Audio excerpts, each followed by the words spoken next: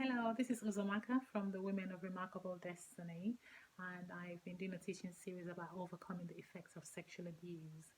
And today I just want to encourage you, and the title of this session that I'm going to teach is Joy Comes in the Morning. And the scripture is Psalm 30, verse 5.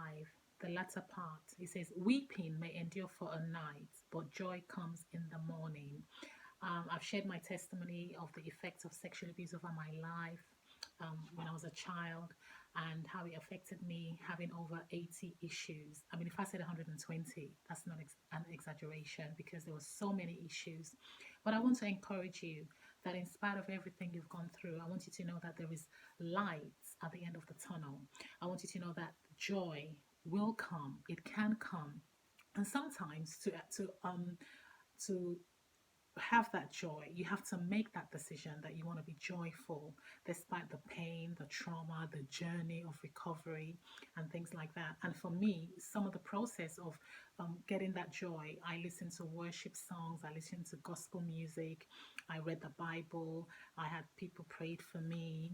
I also listened to sermons and things like that to really lift up all those depressive memories and the trauma. So I want you to know that weeping may endure for a night, and that night season of weeping, for some people it could be a month, it could be 3 months, it could be 3 years, it could be even for a long time. But I want you to know that at the end of all that, joy will come. You will find strength, you'll find healing, you'll find hope. And I don't want you to give up on yourself. I don't want you to feel that your that nothing good can come out from your life, and that is the lie of the enemy. I want you to know that joy can come for you after all the trauma. And for some people, in order to experience that joy, you might need to take a step to go for counseling, talk to somebody neutral, to get rid of all the toxins, all the hurts, the wounds, the pain, the trauma, the confusion, the guilt, and things that you felt as a result of being sexually abused or assaulted. And, I also want you to know that it's a step by step process. Each day is valuable. Each day you take a step. Each day you take a step. Healing is a step by step process. For some people, it might be much longer. And for others, it's a quicker healing process. But wherever you are at this particular point in your life with healing, I want you to know that you are special in the eyes of God. There's something beautiful that can still come out of your life. It's taken me decades. I say three, 3 decades.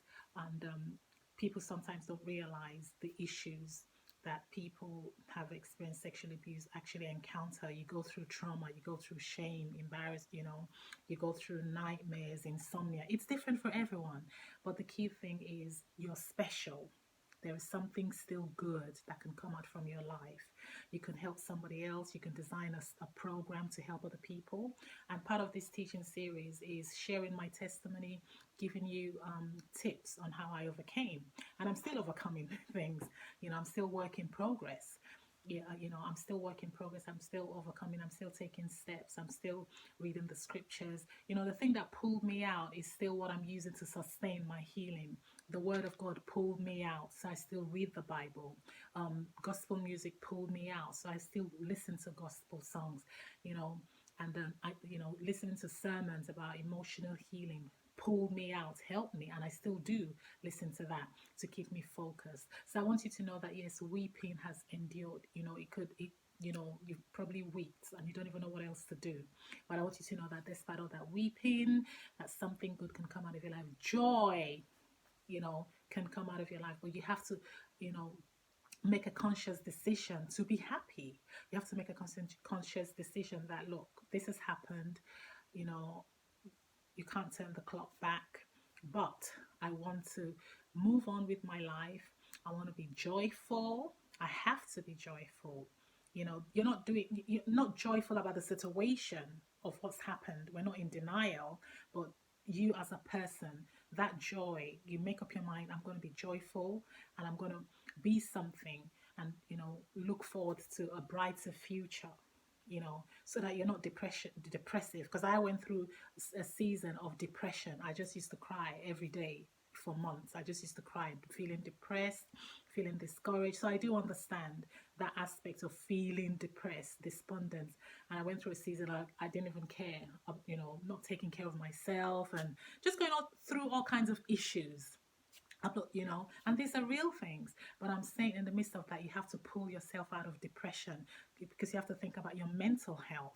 Unfortunately, some people haven't dealt with it properly. It affected their mental health. They're in hospitals and everything. So that's why I'm telling you, whatever stage you are, you have to make up your mind that you have to make yourself joyful to lift up and lift up that depression, lift up all those, negative things. And there's another scripture that I'll share with you is Psalm 34 verse 18. It says, the Lord is close to those who are of a broken heart, you know and saves such as are crushed with sorrow for sin and are humbly and thoroughly penitent. The Lord is close to those. For some, you're probably not a Christian. That's fine, but I want you to know that despite everything, you can still say a prayer to the Lord, because praying helped me. And that there are a lot of questions that I had and things, but I found strength in praying, found strength in releasing the toxins and everything. So I'm just encouraging you that joy comes in the morning. Joy comes in the morning.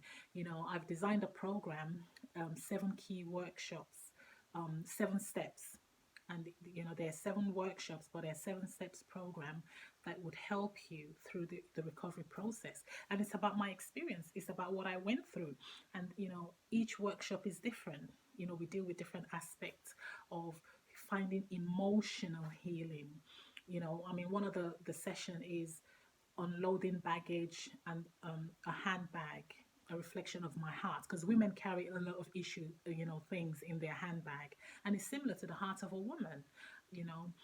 Carry all kinds of things, all kind of turmoils and things like that. So through my painful experience, I've been able to design a program, and that's joy. That's a joyful thing, to be able to help other people. So despite everything that's happened, despite where you are now, I want you to know that joy can come for you.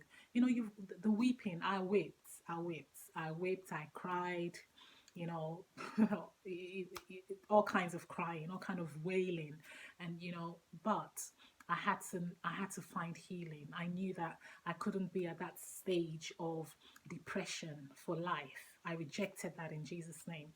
So I just want to encourage you that you have to make a decision to pull yourself out by the power of the Holy Spirit, because you get to a stage that you can't even help yourself, and I just had to depend on the Holy Spirit. The Bible says that the Holy Spirit will teach me all things. Ask the Holy Spirit to teach you to be joyful, the spirit of joy. And I'm still learning, to be joyful. It's because there are times that you have flashbacks and you're like, oh my God, but you have to make a decision to be joyful. So don't be discouraged. Don't give up on yourself.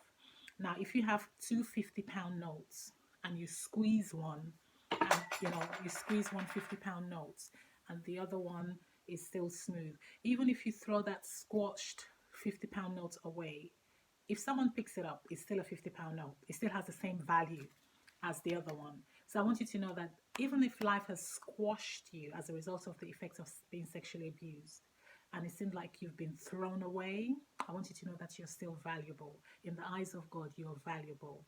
In the eyes of God, you're special. In the eyes of God, you are good, because God said that everything He created is good. You're still good, you're still beautiful, and something good can still come out of your life. If life gives you lime, or lemon, make lemonade out of it. Add a bit of sugar and it becomes lemonade. So that's the sweetness of something good that can still come out from your life. So in the midst of it all, joy will come. Take a step, start a new program, go to school, educate yourself, learn a musical instrument, just do something new that you haven't done. And that will lift you up gradually out of depression, out of despondency, out of all kinds of trauma as you go through your healing process. So right now, I just want to use this opportunity to pray for you, to pray. Firstly, if you've never accepted Jesus as your Lord and Savior, it's as simple as A, B, C. A, you acknowledge that Jesus is Lord and Savior. You accept Him, as Lord and Savior. B, you believe with your heart that He died for you. And C, you confess with your mouth. Simple prayer. Lord Jesus, I'm sorry for my sins, and I ask you to come into my heart.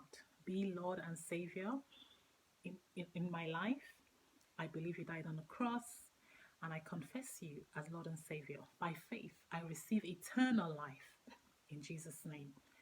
Lord Jesus, I ask you to heal me, my mind, my spirit, my soul, my body, my life. Heal me of the effects of this trauma as a result of being sexually abused, because you're the great physician. I look up to you. Heavenly Father, I thank you for your children. I used my life as a point of contact. Even as you healed me, I didn't think I could be healed. There were so many issues, so many wounds, so many questions, but it's been a long process. Lord Jesus, I ask you that your healing power will flow through the airwaves in the name of Jesus, that you will touch your children, you touch the hurts, their feeling, from the crown of their heads to the soles of their feet. You know them better than I do. You know what the trauma is. You know what the pain is. I ask for the healing power of God to flow through the airwaves in the name of Jesus, and comfort them, Holy Spirit, with your love, with your power, with your strength and comfort. Despite everything, they have questions, and some don't even want to, may be angry at you, God. But I ask, Father God, that you would just heal the hurts, the wounds, and the pains, the trauma. In Jesus' name I pray. So the scripture for today that I shared earlier in the simplicity is Psalm 30 verse 5. Weeping may endure for a night, but joy comes in the morning. So make up your mind that despite everything, you are going to be joyful. You will make yourself joyful as you go through the healing process. No one can make you joyful. You have to make that decision to be joyful yourself. And Psalm 34 verse 18, the Lord is close to those who are of a broken heart, and saves such as are crushed with sorrow for sin and are humbly and thoroughly penitent. So be encouraged. You're special. Don't, we bind that spirit of suicide in the name of Jesus. This world will not be complete if you are not in it. So despite everything that has happened, I want you to know that God loves you. Jesus loves you. I didn't think God loved me, honestly. I was angry for years with God, but I had to just release all that. Once you crack an egg, there's not much you can do about that. But God can restore you step by step, layer upon layer. And it took years to find healing, recovery, step by step.